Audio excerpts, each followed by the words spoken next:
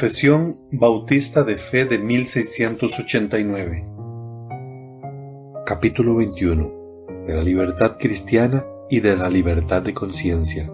Párrafo 1. La libertad que Cristo ha comprado para los creyentes bajo el Evangelio consiste en su libertad de la culpa del pecado, de la ira condenatoria de Dios y de la severidad y maldición de la ley, y en ser librados de este presente siglo malo de la esclavitud a Satanás y del dominio del pecado, del mal de las aflicciones, del temor y aguijón de la muerte, de la victoria sobre el sepulcro y de la condenación eterna, y también consiste en su libre acceso a Dios y en rendirle obediencia a Él, no por un temor servil, sino por un amor filial y una mente dispuesta.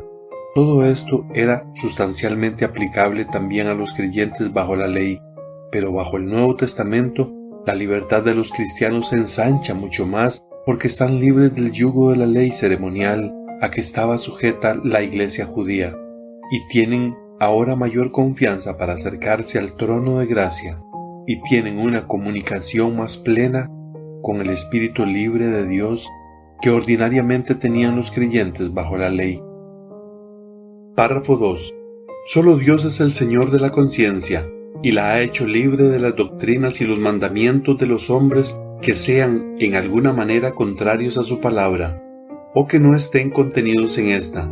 Así que, creer tales doctrinas u obedecer tales mandamientos por causa de la conciencia es traicionar la verdadera libertad de conciencia, y exigir una fe implícita y una obediencia ciega y absoluta es destruir la libertad de conciencia y también la razón. Párrafo 3. Los que bajo el pretexto de la libertad cristiana practican cualquier pecado o abrigan cualquier concupiscencia, al pervertir así el propósito principal de la gracia del Evangelio para su propia destrucción, en consecuencia destruyen completamente el propósito de la libertad cristiana, que consiste en que, siendo librados de las manos de todos nuestros enemigos, sirvamos al Señor sin temor, en santidad y justicia delante de Él todos los días de nuestra vida.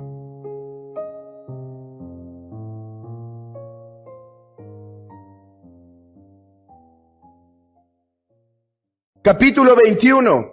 ¿Cómo dice el título de esta lección? De la libertad cristiana y de la libertad de conciencia. Mi deseo, hermanos, con estas lecciones de la libertad de conciencia o también llamada la libertad cristiana, es ampliar nuestro entendimiento sobre esta doctrina. ¿Saben qué ha pasado con la doctrina de la libertad cristiana? El momento que se pronuncia, lo que la gente o lo que los cristianos empiezan a traer a su mente son cosas como: ¿puede un cristiano tomar vino o cerveza? ¿Puede un cristiano fumar? ¿Puede un cristiano hacer un tatuaje? ¿Puede un cristiano ver ciertos deportes? ¿Puede un cristiano ver ciertas películas? Hablamos de la libertad cristiana y eso es, hermanos, todo lo que viene a nuestras mentes. Eso es un gran problema. Así que con estas lecciones trataremos de exponer la base teológica de la doctrina de la libertad cristiana y en base a eso que nos ayude a determinar lo que es posible determinar como cristianos dentro de ese marco de libertad y lo que no es posible. Trataremos de ampliar nuestra mente, hermanos, de manera que cuando pensemos en la libertad cristiana, no pensemos alcohol, deportes, sino que podamos ver su amplio marco. Ahora, no seguiremos los pasos del hermano Albert Martin. He citado a este hombre anteriormente, un gran pastor, un hombre que expone las Escrituras muy bien, y ha dado 21 sermones sobre la doctrina de la libertad cristiana. Si alguien los escucha, créame que se va a beneficiar. De hecho, yo me he beneficiado de esos audios para el desarrollo de esta lección. No haremos eso, hermanos. Tardaremos 2 o 3 lecciones y ya. No podemos abarcar tanto sobre esta doctrina. Y aunque no haremos 21 lecciones, espero que estas 3 o 2 lecciones ayuden a comprender mejor la libertad que tenemos en Cristo. Esta es una de nuestras herencias que tenemos en el Señor Jesucristo. Y cuando solo se enfoca en si un cristiano puede tomar vino o un cristiano puede fumar o puede ver deportes, se pierde su riqueza. Es más, yo digo esto, la libertad cristiana no es en primer lugar acerca de los privilegios que podemos o no podemos tener. Eso no es la médula de la doctrina de la libertad cristiana. Sí tiene que ver, pero es una segunda conclusión. No es la médula de la doctrina, es el resultado de esa doctrina. Así que basaremos nuestra libertad de conciencia y libertad cristiana en las Escrituras, para entonces poder tomar decisiones correctas en nuestra vida y andar con el Señor. Empecemos con un contexto histórico. ¿Cómo es que nació este problema de la libertad cristiana? Este fue un tema necesario a tratar desde la era apostólica. Desde la era apostólica. Debido a que hubo una transición entre el pueblo de Israel y la iglesia de Cristo, hubo ceremonias que muchos no sabían si tenían que seguirse cumpliendo o si estaban completadas en Cristo. Así, hermanos, como la expansión de la iglesia, en donde no solo judíos fueron integrados a la iglesia de Cristo, como fue un inicio con los 12 apóstoles, pero gentiles fueron integrados a este cuerpo del Señor Jesucristo. Esto trajo diferentes crisis en la iglesia que los llevó a los apóstoles a resolverlas con dirección divina. Esto es importante. Nuestra libertad cristiana, hermanos, debe estar basado en la enseñanza y en el ejemplo apostólico. Por ejemplo, cosas como si los gentiles tenían que guardar o no ciertas ceremonias, la circuncisión, los días de reposo, observancias en el templo, etcétera. ¿Debían seguir los gentiles estas leyes ceremoniales o Cristo los había libertado de ello? Esto fue a los autores del Nuevo Testamento lo que les llevó a escribir porciones de la Escritura como Romanos 14 y 15 y la epístola a los Corintios, particularmente capítulo 8 respecto a lo sacrificado a los ídolos. Así que así fue como nació el tema de la libertad de conciencia. Este tiene que ver con cosas que Cristo nos ha dado. ¿Nos ha libertado de ciertas cosas o no nos ha libertado de ciertas cosas? Por ejemplo, hermanos, espero que contesten correctamente. Y si no importa. ¿Está un cristiano liberado de la obligación de la ley como un pacto de obras? Sí. Cristo nos ha libertado. Esa es nuestra libertad. Por lo tanto, dice el apóstol Pablo en Gálatas, no os volváis a esclavizar. Estad firmes en la libertad con que Cristo os ha llamado. Pero ¿está el cristiano libre de guardar la ley como el estándar de conducta que debemos seguir? No. El creyente debe seguir obedeciendo la ley como el estándar de conducta. A ver, hermanos, un día voy a llegar a ustedes y voy a preguntarles, ¿sabes qué? Dentro de mi libertad de conciencia, me voy a ausentar un año de la iglesia los domingos. Quiero usar mi libertad de conciencia. ¿Puedo usar mi libertad de conciencia para eso? No. Porque la Escritura manda en el 4º mandamiento que nos reunamos un día por semana a adorarle. Y el autor de Hebreos dice que no nos dejemos de congregar. Entonces mi libertad cristiana está basada en la enseñanza apostólica. Hermanos, esto ya quita muchas preguntas. Esto ya reduce muchas cuestiones que obviamente violarían la ley de Dios si fuera o no fuera permitido. Hablaremos de esto más adelante, hermanos, con cuestiones como mi libertad de conciencia y la disciplina de la iglesia, pero eso será para otra lección. El otro momento en donde el tema de libertad de conciencia explotó fue en el tiempo de la Reforma Protestante. Este fue el otro momento en donde el tema de la libertad de conciencia explotó. Nota hermano, que desde el inicio de la protesta de Lutero, la libertad de conciencia empezó a brillar. Recuerden lo que Lutero dijo cuando fue citado en la Dieta de Worms, si no mal recuerdo, en 1521. Él dijo así: ¿te retractas de tus escritos, Lutero?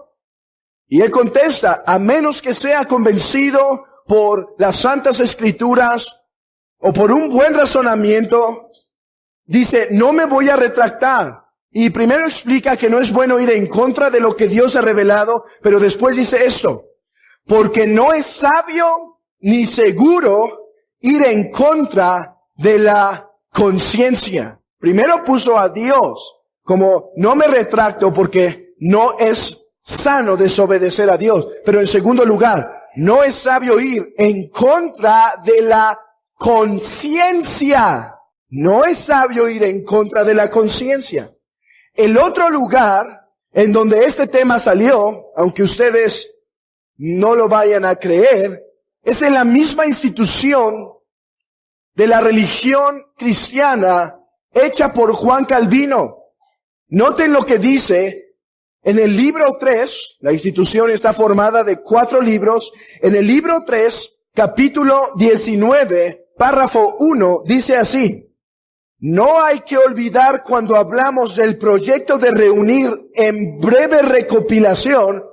Hermanos, esta es una forma muy elegante de hablar, simplemente para decir, ahora que estamos haciendo un resumen de doctrina, es lo que quiso decir en esa forma poética de hablar, una presentación resumida de la fe evangélica, es lo que trata la institución, dice, es del todo necesario, porque sin el conocimiento de la libertad de las conciencias, no se atraen a emprender cualquier cosa. Si contienen un espíritu de duda, a menudo están vacilando e interrumpiéndose, siempre con temblor tambaleante. Noten esto, hermanos. La institución de la religión cristiana fue una teología sistemática. Estoy siendo muy simplista en la definición, pero es para ser fácilmente entendible. En ese resumen de doctrina que hizo Juan Calvino, él lo escribió con un propósito. No para debatir con los teólogos, no para irse a la academia, no para irse a discutir con los hombres más eruditos. Él la escribió para ayudar a los creyentes que quieren ser más piadosos, que puedan vivir más piadosos. Eso fue el que lo escribió. Dice, el creyente va a vivir más santo si sabe lo que Dios le ha revelado. E hizo ese resumen de doctrina. Él dice, si nuestro propósito es vivir más santos ante Dios y entregarnos más a Él, un tema de la libertad de conciencia es necesario, porque si no conocemos la libertad que Cristo nos ha comprado, ¿cómo es que podremos vivir devotos a Él si siempre tenemos duda? Si siempre estamos vacilando, si apenas damos un paso y estamos en temor. Él dice, debemos conocer nuestra libertad de conciencia para que entendamos completamente lo que Cristo nos ha dado. Lo que Cristo nos ha dado. Así que Lutero, Juan Calvino y el capítulo 21 de la Confesión de Londres de 1689, junto con la Declaración de Savoy, junto con la Confesión de Westminster en el capítulo 20 o 21, no me acuerdo si ahí hay un movimiento, pero este fue un tema, hermanos, que brotó en primer lugar por el recobro de la claridad en el Evangelio. Por el recobro de la claridad en el Evangelio. Una vez nos juntamos para resumir las bendiciones que tenemos en Cristo Jesús, una de ellas será la libertad de conciencia. Es por eso que dijo el hermano R.C. Sproul, la libertad cristiana es una de las grandes herencias ganadas por Cristo. Entonces, hermanos, ¿por qué salió en el tiempo de la Reforma Protestante el tema de la libertad de conciencia? ¿Por qué salió? Por el recobro del Evangelio, por el recobro de la claridad del Evangelio. Esto hizo necesario que un tema sobre la libertad de conciencia saliera, pero hubo dos razones históricas que ayudaron a su delineación y formulación más concreta. En primer lugar, un contexto político y religioso.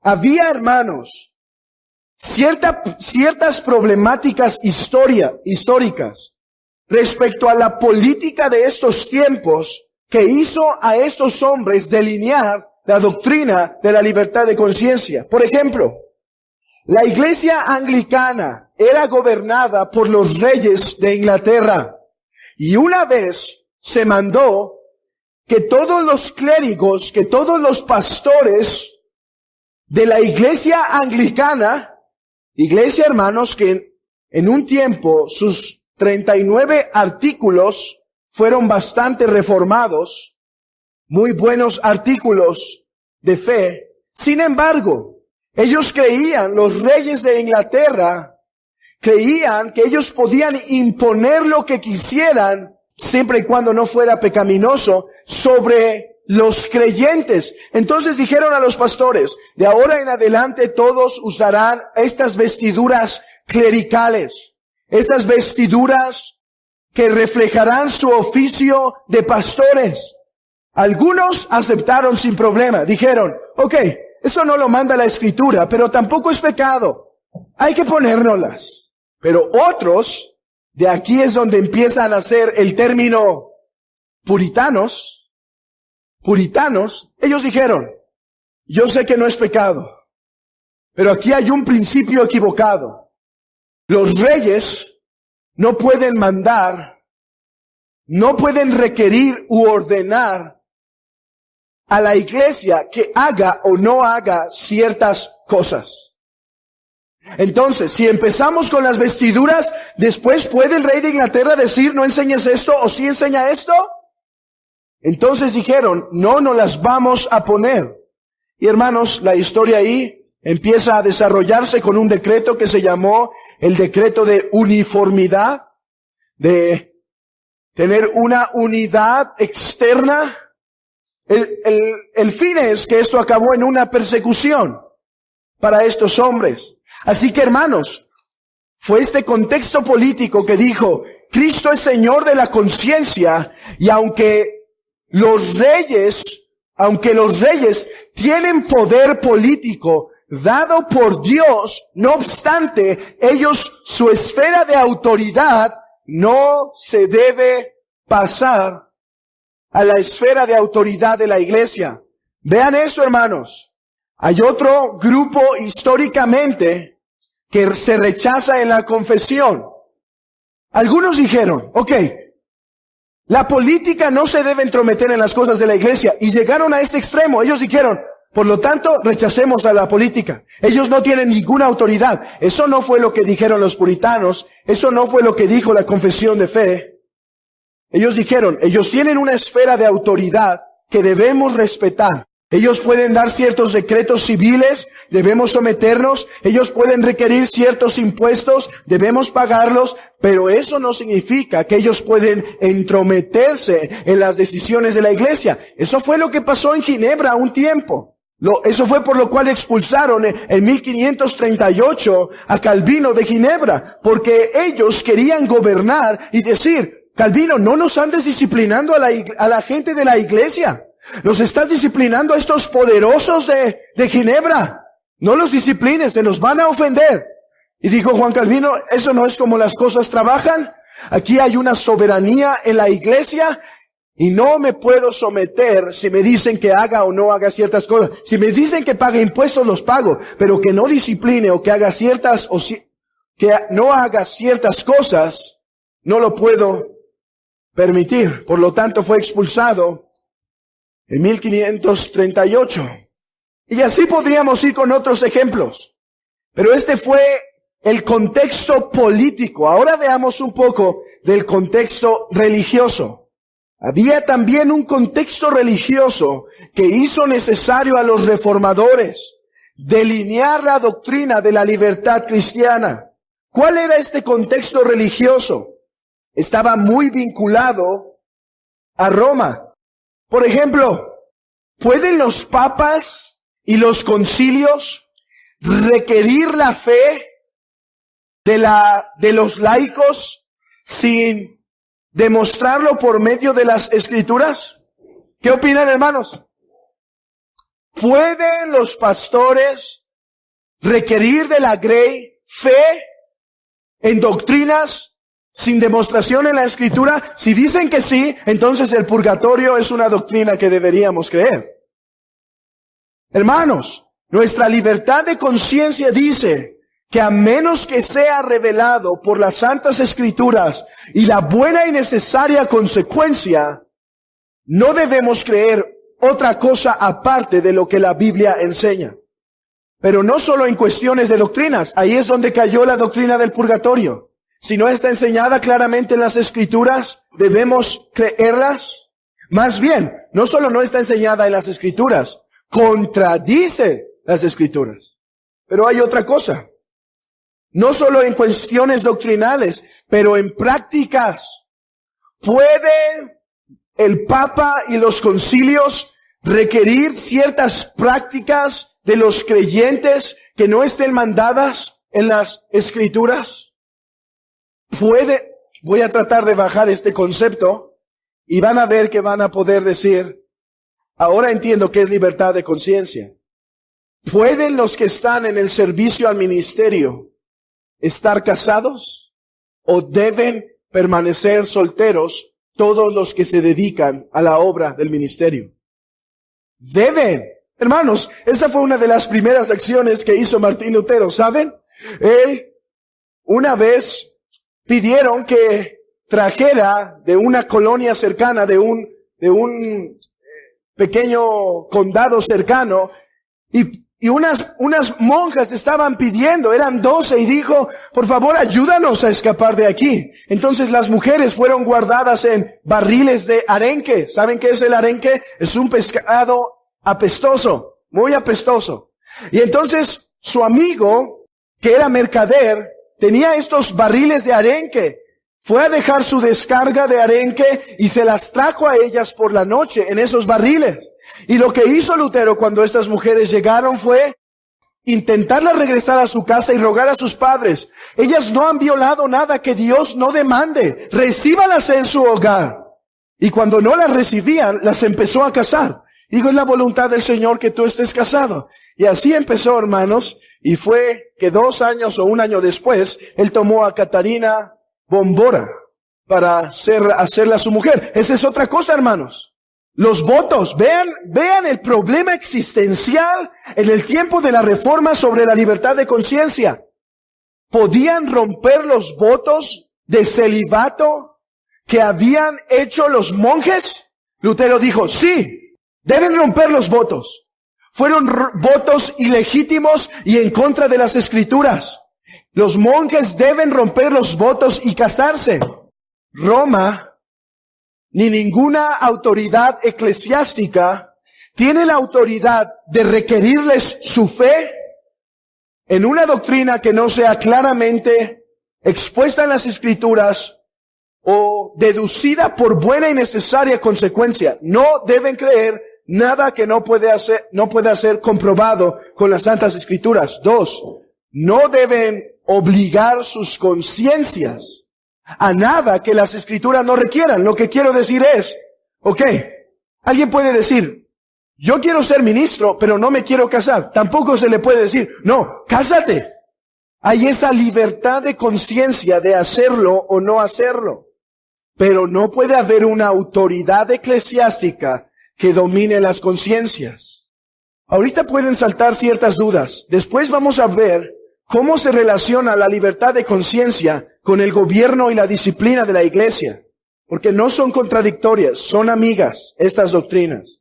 Hermanos, viendo el contexto histórico, ahora pasemos a la demostración doctrinal. ¿Dónde empezamos, hermanos? Necesito aquí su participación. ¿Dónde comenzamos a hablar de la libertad de conciencia? ¿Qué texto de la Escritura? 1 Corintios 6 o 9 es, no me acuerdo bien. Hermanos, ¿qué otro texto podríamos comenzar?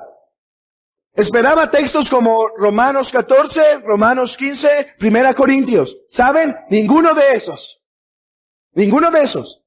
Lucas capítulo 1. Este texto pareciera extraño. Pareciera que nada tiene que decirnos de la libertad de conciencia, pero es aquí donde se basa la doctrina, en la profecía de Zacarías. Lucas capítulo 1, versículo 67. Y Zacarías su padre fue lleno del Espíritu Santo y profetizó diciendo, bendito el Dios, el Señor Dios de Israel, que ha visitado y redimido a su pueblo, y nos levantó un poderoso Salvador o libertador en la casa de David su siervo, como habló por boca de sus santos profetas, que fueron desde el principio.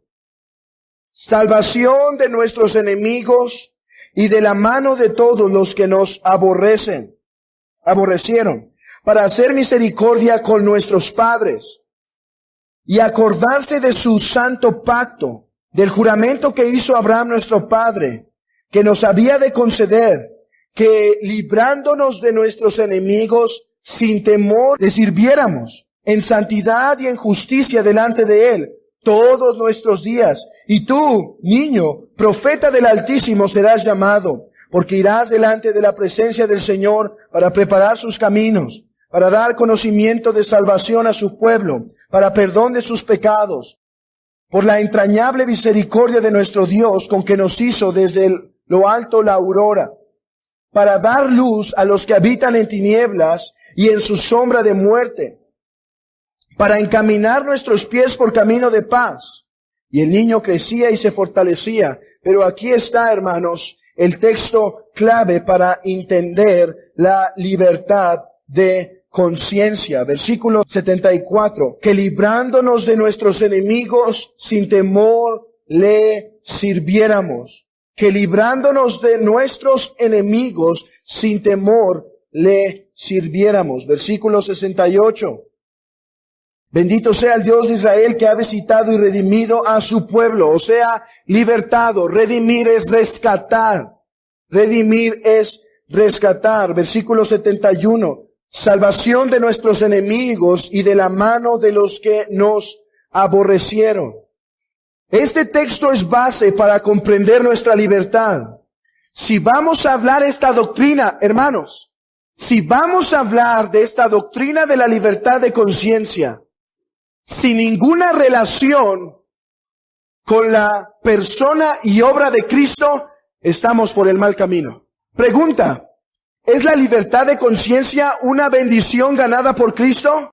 Es una bendición ganada por Cristo. Nosotros no recibimos ninguna bendición de Cristo, aparte de estar unidos a Él. Recuerdan que cuando hablé de la justificación, santificación, regeneración, hablé de temas tales como, o más bien enfaticé que todos esos temas se engloban o se unen bajo la doctrina de la unión con Cristo.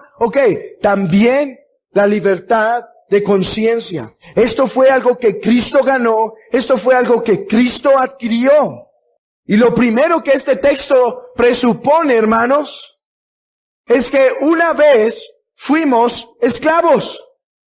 Para que haya libertad es necesario que haya primero esclavitud. La profecía de Zacarías nos revela, hermanos, que los hombres, todos nosotros, estábamos atados en esclavitud al tener a Adán como nuestro padre. Una esclavitud al pecado, una esclavitud al mundo, una esclavitud a los placeres del mundo, incapaces de hacer lo bueno, incapaces de poder servir a Dios, incapaces de amar a Dios, incapaces de adorar a Dios, incapaces de buscar a Dios, incapaces de deleitarnos en Dios, esclavos de pecado y de diversas concupiscencias. Era nuestro estado en nuestro padre Adán. Pero el Señor Jesús nos ha libertado. Nos ha libertado. Aquí nace la doctrina de la libertad de conciencia. Y esto es lo que la confesión hace. Párrafo 1 de la Confesión de Londres. Párrafo 1, capítulo 21, párrafo 1. Lean conmigo, hermanos. Síganme con sus vistas. La libertad que Cristo ha comprado, ¿pueden ver eso? ¿Dónde empezamos la libertad de conciencia? ¿Empezamos con temas particulares? ¿O empezamos con los principios teológicos básicos? ¿Empezamos con ¿puedo ver este deporte o esta película? ¿O empezamos con la libertad con que la libertad que Cristo nos ha comprado para los creyentes bajo el Evangelio, consiste en la libertad? Eso es profundo. ¿Qué da la confesión? 11 características de la libertad que Cristo ha comprado. 9 de ellas son definidas negativamente, o sea, Cristo nos ha libertado de. 2 de ellas son positivas. Cristo nos ha libertado para. Y después la confesión explica la libertad con una comparación entre la libertad de conciencia del antiguo pacto y la libertad de conciencia del nuevo pacto. Así que comencemos con las 9 características de la libertad de conciencia. Hermanos, fui tentado a dejar esto como una especie de tarea, pero creo que necesitamos refrescar la gran redención y libertad que Cristo nos ha dado. Así que vamos a tomarnos toda esta lección, los 20 minutos que me faltan, el meditar en estas descripciones de nuestra libertad. En primer lugar, consiste en su libertad, 1, de la culpa del pecado y de la ira condenatoria. Ahí van 2. Y de la severidad de la maldición de la ley, 3. Y ser librados del presente siglo malo, 4. De la esclavitud a Satanás, 5. Y del dominio del pecado, 6. Del mal de las aflicciones, 7. Del temor y aguijón de la muerte, 8. De la victoria del sepulcro y la condenación eterna, 9. 9 características de nuestra libertad. Hermanos, cuando venga un joven queriendo pelear contigo para hablar de todas sus libertades de conciencia, dile, por favor, antes de empezar, defíneme. ¿Qué es tu libertad? Y si te da 2 o 3 de estas, sigue hablando con él. Si no, ve a la confesión y dile, vamos a ver qué es tu libertad de conciencia. Noten esto. Primer lugar, libertad de la culpa del pecado. Efesios capítulo 1. Vamos a mover nuestras Biblias rápidamente. Efesios capítulo 1, versículo 7. En quien tenemos redención por su sangre, el perdón de pecados. Libertad de la culpa del pecado. El Espíritu Santo, al aplicar la obra de Cristo en nuestros corazones, no solo nos asegura la obra objetiva, sino que Él nos asegura internamente del perdón de nuestros pecados. Justificados pues para con Dios, tenemos paz con nuestro Señor, por nuestro Señor Jesucristo. Tenemos libertad de culpa. Sin la obra de redención que Cristo nos ha comprado, no puede haber una libertad. Hay una carga pesada. ¿Recuerdan el peregrino? ¿Recuerdan la historia del progreso del peregrino? Llevaba una carga pesada, pero Cristo nos libera de esa culpabilidad. ¿Por qué? ¿Porque nos quiere hacer sentir bien nada más? No, hermanos, porque ha ¿qué? Quitado. Ya no hay culpa, ¿por qué, hermanos? La ha quitado. Pero no solo la ha quitado objetivamente, sino que subjetivamente en nuestros corazones somos librados de esa culpa. Cristo nos ha librado de. Recuerden que estamos definiendo nuestra libertad de conciencia en el aspecto negativo. Nos ha librado de ciertas cosas. Nos quitó ciertas cosas. Segundo lugar, de la ira condenatoria de Dios. Nos ha librado de la ira condenatoria de Dios. Romanos capítulo 8. Ahora pues, versículo 1. Ahora pues, ninguna condenación hay para los que están en Cristo Jesús. Hermanos, vean el aspecto cristológico de nuestra libertad de la condenación. ¿Quiénes están libres de la condenación de Dios? Los que están en Cristo Jesús. ¿Por qué ya no hay condenación para los que están en Cristo Jesús? Porque Él llevó nuestra condenación. Él llevó, como dice la tercera descripción, Él llevó la severidad de la maldición de la ley. Por lo tanto, estamos libres de la maldición de la severidad de la ley. Hermanos, ¿cuál es la maldición de la ley? ¿Quién recuerda? ¿Qué es la maldición de la ley? El que quebrante estas cosas morirá. Gálatas 3:13. Cristo nos redimió de la maldición de la ley, hecho por nosotros maldición, porque está escrito, maldito todo el que es colgado en un madero.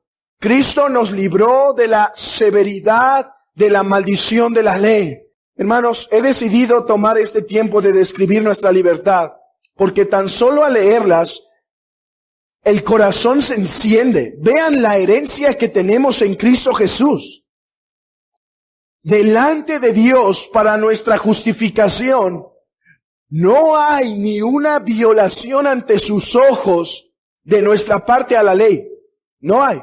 No que ya no viole la ley, no que no la violamos en el tiempo pasado y no que no la violaremos. Y nuevamente, que Dios se desagradará de eso. Pero delante de Dios para nuestra justificación no hay ni un mandamiento que hemos quebrantado, hermanos, porque hemos sido perdonados en Cristo Jesús. Pero solo los que están en Cristo Jesús gozan de este perdón absoluto. Por eso, amigo, es urgente que corras a Cristo, porque solo en Él hay perdón de los pecados. Pero hay más. Miren, estas tienen que ver con la condenación. Las otras tienen que ver con libertados de ciertas cosas pecaminosas.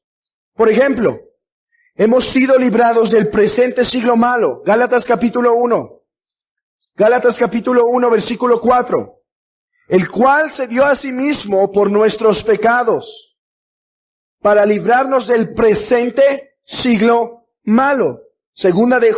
Primera de Juan, capítulo 2, versículo 15. No améis al mundo ni las cosas que están en el mundo. Si alguno ama al mundo, el amor del Padre no está en él. Porque todo lo que hay en el mundo, los deseos de la carne, los deseos de los ojos y la vanagloria de la vida, no proviene del Padre sino del mundo. Y el mundo pasa en sus deseos, pero el que hace la voluntad de Dios permanece para siempre. Hemos sido libertados de la esclavitud a este mundo. Antes, hermanos, hacíamos los deseos de los ojos, seguíamos la vanagloria de la vida, pero Cristo nos ha regenerado por medio de su Santo Espíritu y ahora no somos esclavos a los deseos de este mundo. No que no seamos tentados, no que las cosas del mundo en ocasiones puedan llamar la atención, pero no somos más esclavos de esa realidad. Cristo ha vencido al mundo y nos ha dado el poder para vencer el mundo si estamos en Él. 5. Librados de la esclavitud a Satanás. Hermano, no solo éramos esclavos del pecado, sin Cristo éramos esclavos de Satanás. ¿Por qué? Porque los deseos de Él queríamos hacer. Es lo que el Señor enseña en Juan 8.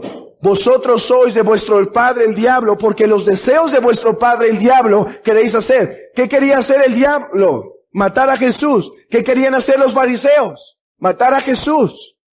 Éramos esclavos del diablo, pero hemos sido libertados. Hemos sido libertados del dominio del pecado. Romanos capítulo 6. ¿Qué pues diremos? ¿Perseveraremos en el pecado para que la gracia abunde? En ninguna manera.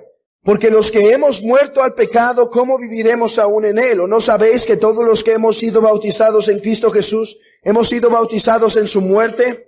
Porque somos sepultados juntamente con él para muerte por el bautismo, a fin de que como Cristo resucitó de los muertos por la gloria del Padre, así también nosotros andemos en vida nueva. Porque si fuimos plantados juntamente con él en la semejanza de su muerte, así también lo seremos en la resurrección, sabiendo esto, que nuestro viejo hombre fue crucificado juntamente con Cristo, para que el cuerpo de pecado sea destruido, a fin de que ya no sirvamos más al pecado. Bendita redención que tenemos en Cristo Jesús. La siguiente descripción de la libertad es el más extraño, el que nos puede causar más problemas. Librado del mal de las aflicciones. ¿Qué opinan? Nos hemos convertido en el evangelio de la prosperidad y Dios quiere solo salud y bienestar para tu vida. Dios quiere que seas un campeón. Hermanos, ¿es eso lo que está pasando en nuestra confesión? Noten esto, la confesión no dice que hemos sido librados de las aflicciones malas de este mundo. Hay aflicciones malas. Dice que somos librados del mal de las aflicciones. ¿Qué quiero decir? Como dijo un autor, nos libra de la pena judicial de las aflicciones. La copa de sus aflicciones puede ser larga y profunda, pero no hay una gota judicial mezclada con ella. Permíteme explicar. En ocasiones, Dios puede dar cierta condición al ser humano como una especie de juicio por su pecado. Por ejemplo, los que adquieren enfermedades venéreas o algunas otras enfermedades son juicios de Dios. Dice la Escritura que aunque el creyente pueda pasar por aflicciones duras, en esas aflicciones ya no hay ni un gramo de juicio en ellas.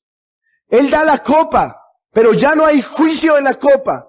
Es verdad, puede ser amarga.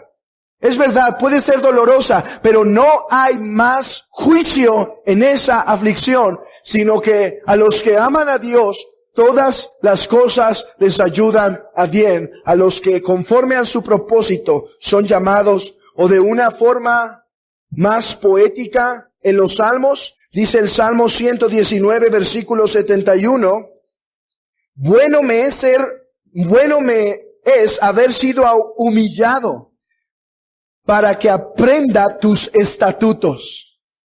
Aún en las aflicciones más duras, nunca son aflicciones por causa de que Dios esté juzgando nuestros pecados en esta vida. Son aflicciones que aunque son sabias y pueden ser dolorosas, nunca son mezcladas con el juicio de Dios. ¿Por qué, hermanos? Porque Dios ya no juzga a su pueblo más por sus pecados. Han sido perdonados. Sí los disciplina, ¿cierto? Sí los disciplina, pero ya no hay un acto judicial. La disciplina es un acto de amor paternal. No es lo mismo que el padre dé una disciplina a su hijo a que el juez determine una decisión de corte. Ya no hay más eso en las aflicciones. Todas nuestras aflicciones son utilizadas para nuestro bien por nuestro amante Padre que está en los cielos. Librado del temor y aguijón de la muerte. Hermanos, hemos sido librados del temor de la muerte, del aguijón de la muerte. ¿Dónde está, oh muerte, tu victoria? ¿Por qué hemos sido librados del aguijón de la muerte? Porque aunque este cuerpo pueda terminar en una muerte física, no tiene trascendencia para la vida eterna. Al ser plantados en su resurrección, seremos resucitados en el día final. Es por eso, me impactó este texto. Segunda de Pedro, capítulo 1, versículo 2. Es por eso que Pedro puede hablar con valentía sobre su muerte y decir: por esto yo no os dejaré recordaros siempre estas cosas, aunque vosotros lo sepáis y estéis confirmados en la verdad presente. Porque tengo por justo, en tanto que estoy en el cuerpo, el despertaros con amonestación, sabiendo que en breve debo abandonar el cuerpo. ¡Qué valentía! ¡Qué confianza! Amados, yo les repito y les repito las cosas. Es bueno. Y saben, pronto voy a dejar este cuerpo. ¡Qué confianza! Creo que nadie de aquí, o algunos que están muy consolados, pueden decirle a la muerte: ven mañana y te voy a enfrentar. Creo que todos tenemos temor. Un temor, como dijo James Orr, un temor a lo desconocido. Claro que nos da temor, pero no debe ser un temor que nos paralice, sino un temor que nos haga activos. ¿Qué quiero decir? Si nuestra esperanza está solo en esta tierra, no hagamos misiones, no prediquemos el evangelio y dediquémonos a cuidar solo nuestra salud. Pero si nuestra esperanza no está, no estoy diciendo que no cuidemos nuestra salud, pero si nuestra esperanza no es este mundo nada más, entreguemos nuestras vidas, sirvamos al Señor, hagamos riquezas en los cielos para el servicio del Señor. Librados de la condenación eterna. Romanos 8:33. ¿Quién acusará a los escogidos de Dios? ¿Quién acusará a los escogidos de Dios? No hay más condenación eterna. No solo no hay condenación momentánea, no hay condenación eterna. Vamos en los 5 minutos que nos sobran a concluir con el aspecto positivo. Hemos visto lo que significa nuestra libertad cristiana negativamente, o sea, hemos sido librados de. Ahora veamos positivamente, brevemente, hemos sido librados para. Nuestra libertad no es una libertad egoísta para gastar en nuestros placeres. Es una libertad ¿para qué? En primer lugar, Lucas nos enseñó que para que sirvamos al Señor sin temor. Pero vamos a ver en primer lugar, en el orden de la confesión. Dice la confesión, y también consiste ¿qué? Consiste en la libertad cristiana. Consiste en su libre acceso a Dios. Eso es libertad cristiana. Eso es libertad cristiana, amados hermanos. Es libertad para tener acceso a Dios. El velo se ha rasgado. Hemos recibido el perdón de nuestros pecados. El Padre nos acepta. El sacrificio está hecho. Vayamos con libre acceso al trono de la gracia. Vuelvo a decirte, hermano, cuando venga un joven a estarte debatiendo sobre su libertad, llévalo a Hebreos 4, versículo 14, y dile: sí, me encanta hablar de la libertad que tenemos para entrar al trono de la gracia. Dice Hebreos 4, por tanto, teniendo tan gran sumo sacerdote que traspasó los cielos, Jesús el Hijo de Dios, retengamos nuestra profesión, porque no tenemos un sumo sacerdote que no pueda compadecerse de nuestras debilidades, sino que uno que fue tentado en todo conforme a nuestra semejanza, pero sin pecado. Acerquémonos pues confiadamente al trono de la gracia para alcanzar misericordia y hallar oportuno socorro. Gloria al Señor por la libertad que tenemos. Libertad para obedecer. Ya lo leímos en Lucas, ¿recuerdan? De que ser librado de nuestros enemigos sin temor le sirvamos. Hermanos, para eso hemos sido libres de la maldición de la ley, de la condenación de la ley, de la muerte. Para eso serás librado de la muerte. No solo porque la muerte es algo malo, es porque serás librado de la muerte para que eternamente sirvamos a nuestro Señor. Este es el propósito de la libertad cristiana. Romanos capítulo 12. Así pues, hermanos, os ruego por las misericordias de Dios que presentéis vuestros cuerpos en sacrificio vivo, santo, agradable a Dios, que es vuestro culto racional. No os conforméis a este siglo, sino transformaos por medio de la renovación de vuestro entendimiento, para que sepáis cuál sea la buena voluntad de Dios, agradable y perfecta. Ese es el propósito de nuestra libertad. Oh, hermanos, que esto nos confronte y que si nuestro concepto de libertad es estrecho, pueda ampliarse y ver su base teológica. En primer lugar, nuestra unión con Cristo. En segundo lugar, nuestra libertad de la maldición de la ley, del pecado y de la muerte. Y en tercer lugar, nuestra libertad para servirle. Hermanos, hemos sido libertados de una esclavitud para ser esclavos del mejor amo. Concluyamos con una breve comparación entre la libertad del antiguo pacto y la libertad del nuevo pacto. Acompáñenme en las confesiones. Párrafo 1. Todo esto era sustancialmente aplicable también a los creyentes bajo la ley. ¿Qué opinan?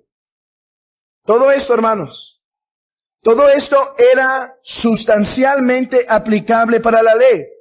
¿Nos oponemos a eso? Algunos dispensacionalistas podrían. Pero escucha esto. Como dice un hombre, toda esta libertad que hemos expuesto ya era gozada por los creyentes del Antiguo Testamento, libres de la culpa de pecado. ¿No dijo David, bienaventurado el hombre cuyas transgresiones han sido perdonadas y cubiertos sus pecados? ¿No dijo Job, y después de deshecha mi carne, sé que este cuerpo se levantará para contemplar su rostro? ¿No dice lo mismo el salmista? ¿No dice el salmista, cuánto amo yo tu ley, todo el día es ella mi meditación? ¿No ruega el salmista, por favor, guarda mis pasos para no pecar contra ti? Es más, la piedad de algunos hombres del Antiguo Testamento, de muchos de ellos, nos deja abajo.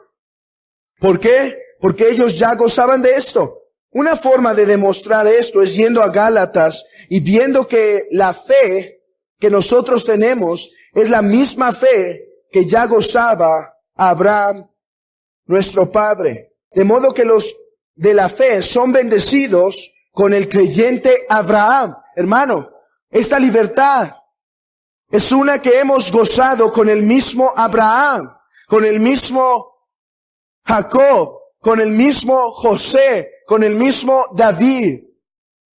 Entonces, esta descripción de libertad, comparándola con la del Antiguo Testamento, es sustancialmente la misma. Pero, bajo el Nuevo Testamento, la libertad de los cristianos se ensancha mucho más porque están libres del yugo de la ley ceremonial a la que estaban sujeta la iglesia judía. Me encanta esta frase. Iglesia judía. Pero ese es otro tema. Y tienen ahora mayor confianza para acercarse al trono de la gracia. Y tienen una comunión más plena con el Espíritu, libre de Dios, que ordinariamente tenían los creyentes bajo la ley. Hay tres características que diferencian nuestra libertad con la del antiguo pacto. No en sustancia. Ellos gozaron el perdón de pecados. Ellos gozaron la libertad del pecado. Ellos gozaron la libertad de la maldición de la ley. Ellos gozaron la libertad del aguijón de la muerte. Pero hay tres diferencias no sustanciales. Tiene que ver, en primer lugar, con la libertad de la ley ceremonial. Hermanos, la ley ceremonial era ¿cómo dice el apóstol Pablo en Gálatas? ¿Un qué? Ayo, un maestro. A veces un maestro duro. ¿Para qué? Para llevarnos a Cristo. Había una ley ceremonial con muchas normas que ciertamente pudo en ocasiones haber sido difícil llevar por causa de la pecaminosidad del hombre. Pero ahora hemos sido librados de todas esas ceremonias y la sencillez en la adoración en el nuevo pacto es su característica principal. Por eso dice Hebreos 9:10, ya que consiste no solo de comidas y bebidas, de diversas abluciones y ordenanzas acerca de la carne, impuestas hasta el tiempo de la reforma. Hasta el tiempo de la reforma. Eran rudimentos de este mundo, dice el apóstol Pablo, y no porque eran pecaminosos, sino porque eran en ocasiones pesados. Pero hemos sido librados de eso.